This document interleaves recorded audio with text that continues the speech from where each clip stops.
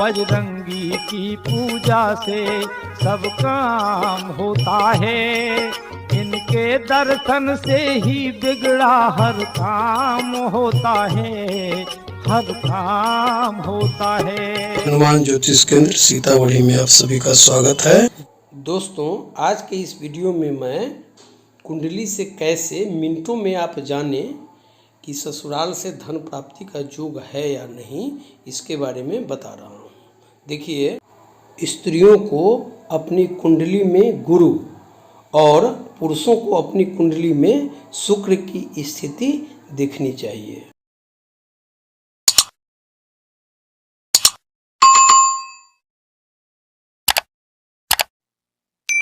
Screen पर जो chart कुंडली की दिखाई जा रही है, उसमें मैं पहले लग्न यानी पहला घर, दूसरा घर, चौथा घर, सातवां घर, 9वां और 11वें घर यानी लाभ स्थान के बारे में चर्चा करूंगा, जिससे आप जान पाएंगे कि ससुराल से धन प्राप्ति करने का योग है या नहीं। सप्तमेश और शुक्र पहले 5वें, 9वें और 11वें भाव में बैठे हों तो विवाह के बाद ससुराल से अच्छे धन की प्राप्ति होती है। यहाँ जैसे देखिए कि कोई भी आपकी लग्न कुंडली हो,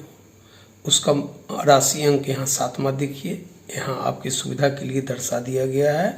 तो 8 में वृश्चिक है, इसका मालिक मंगल है। तो मंगल के साथ शुक्र अगर लाभ स्थान में यहाँ बैठ गया हो,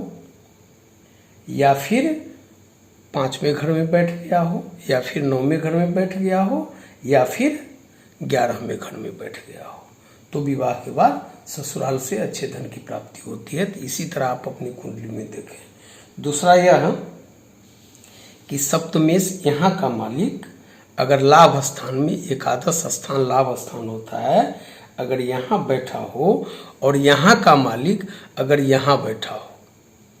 तो ससुराल से अच्छे धन संपत्ति की प्राप्ति जातक को हो जाती है। मैं कहता हूँ कि यदि सप्तमेश लाभ स्थान में ही बैठ जाए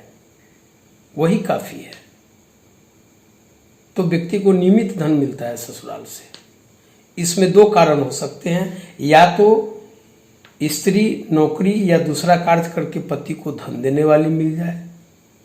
या लड़का स्वयं घर जमाई बनकर ससुराल में रहकर धन लाभ करे। सप्तमेश और द्वितीयेश, दूसरा घर जो है धन का घर होता है। अगर ये दोनों मालिक एक साथ कहीं भी बैठ जाए कुंडली में और उस पर शुक्र की दृष्टि हो तो विवाह के बाद काफ़ी अच्छी मात्रा में धन का लाभ जातक को होता है। यानी यहाँ का मालिक, सप्तम स्थान का मालिक और द्वितीय घर में जो आपका राशि अंक होगा उसका मालिक अगर एक साथ कुंडली के किसी भाव में बैठ जाए, किसी घर में बैठ जाए, तो बड़ी मात्रा में धन का लाभ होता है। देखिए, धनेश ये यहाँ का मालिक, द्वितीय घर का मालिक, और सप्तमेश यहाँ का मालिक, दोनों अगर सप्तम इसी घर में, सप्तम घर में या इस घर में बैठ जाए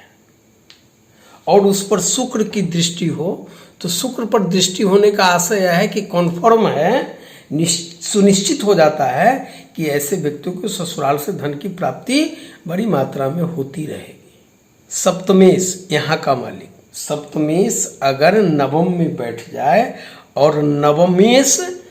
अगर 7वें घर में बैठ जाए तो पत्नी भाग्यशाली मिलती है, शादी के बाद धन लाभ होता है। ये स्थान परिवर्तन अगर न भी हो, फिर भी सप्तमेश यदि नवम में गया हो या नवमेश सप्तम में गया हो, दोनों में से कोई योग हो, और यदि शुक्र की उस पर दृष्टि पड़ जाए यहाँ पर और यहाँ पर, तो फिर व्यक्ति को कॉन्फर्म व्यक्ति हो जाता है कि उसको विवाह के बाद अच्छा धन संपत्ति ससुराल से मिलने वाला है। मीन लग्न की कुंडली हो और बुध चौथे या सातवें स्थान में बैठा हो तो ससुराल से धन प्राप्ति का योग बनता है।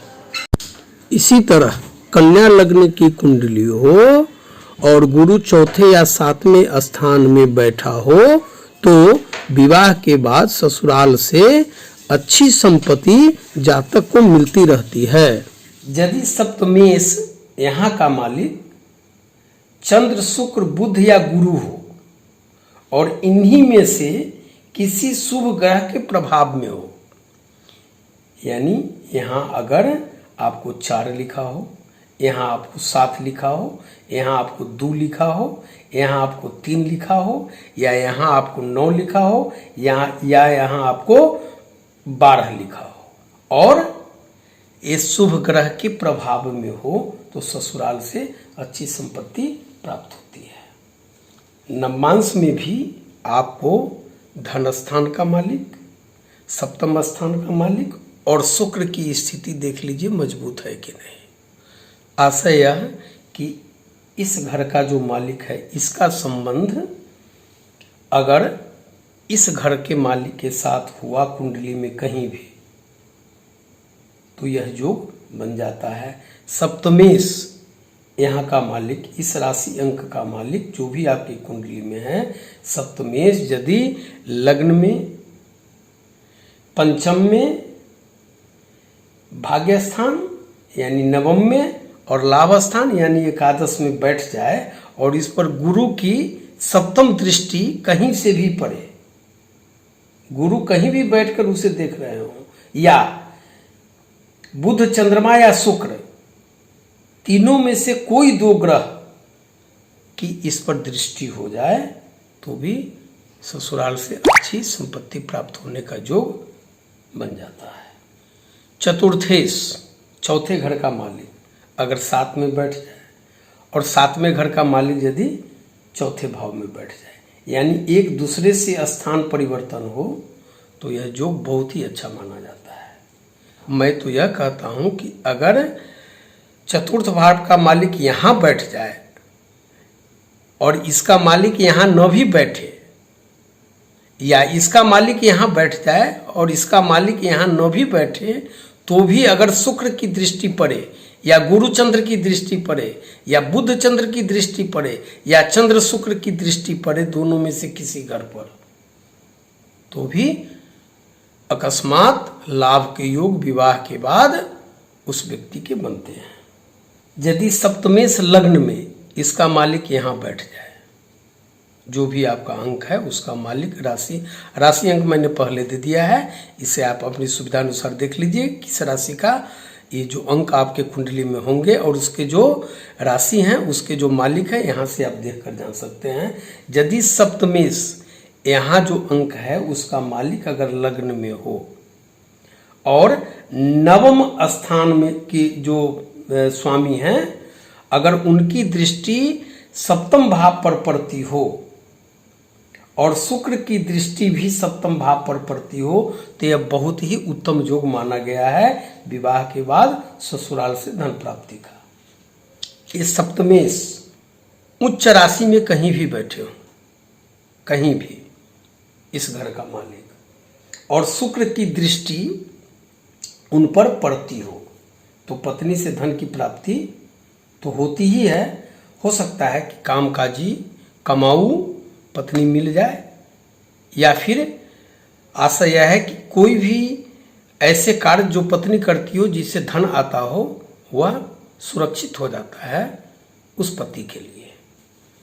यहाँ का मालिक धनेश और चतुर्थेश सप्तम भाव में बैठा हो और इस पर शुक्र की दृष्टि हो तो यह सुनिश्चित है कि विवाह के बाद ऐसे व्यक्ति का भाग्योदय होता है, ससुराल से अच्छी संपत्ति वसीयत वगैरह मिल जाती है। इसको पुनः समझे कि यहाँ का जो मालिक होगा और यहाँ का जो मालिक होगा ये दोनों यहाँ पर आके बैठ जाएं और शुक्र की दृष्टि इन पर पड़े, अगर नहीं भी पड़े तो भी योग बन जाता है और शुक्र की दृष्टि पड़े तो कन्फर्म हो जाता है। एक तथ्य की बात मैं बताता हूँ कि कुंडली में कहीं भी शनि हो और उस पर गुरु और चंद्रमा का प्रभाव हो तो जान लीजिए कि धनाढ़ ससुराल मिलता है। इस स्थिति में यदि शुक्र यहाँ 12 भाव में बैठा हो यहाँ पर, तो अच्छा दाम्पत्य सुख मिलता है, भले ही मंगल का दोष कितना ही प्रबल क्यों न हो। तो इस तरह आपने जाना कि ससुराल से धन प्राप्ति का जो योग होता है उसमें कितने योग कुंडली में निर्मित हो सकते हैं, प्रायः मैंने आपको बताने का प्रयास किया है। धन्यवाद। मेरा आगामी वीडियो प्राप्त करने के लिए सब्सक्राइब, लाइक करते हुए बेल की घंटी बजा दीजिएगा।